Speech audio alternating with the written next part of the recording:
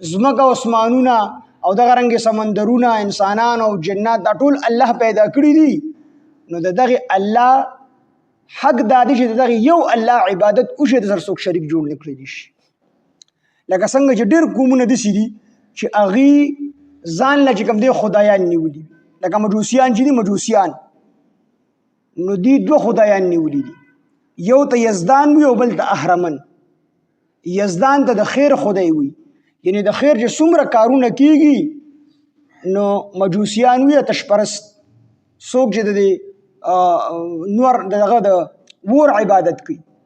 دوی وي زموږ دوه خدایان دي یو یزدان دی او دویم اهرمن دی نو یو زموږ د خیر خدای دی یو زموږ د شر خدای دی څومره د خیر کارونه چې کیږي نو دا یزدان کوي او څومره د شر کارونه چې کیږي بیماری راځي مرګ راځي دشمنی جوړیږي نو دا اهرمن کوي او دغه یزدان د دې بل نوم علی نور او د اهرمن ته ظلمت وي دغه رنګ په هندوستان کې د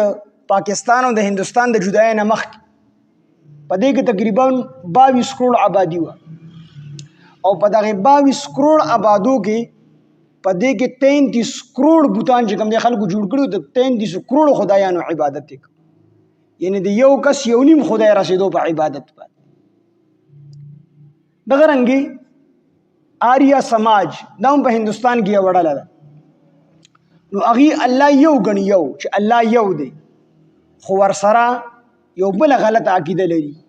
هغوی وایي چې الله مادې ته محتاج دی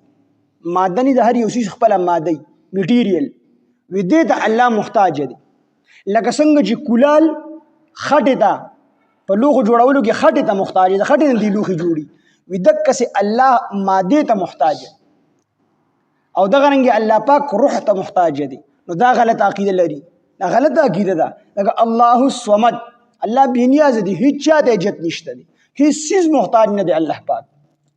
عیسایان هغوی د تثلیث عقیده لري او دغه رنګې بیا مشرکین مکه په خدای د خدای په دې تقسیم کې ډېر سخاوت کړی دی هغوی ګټې ته هم خدای ویلی دی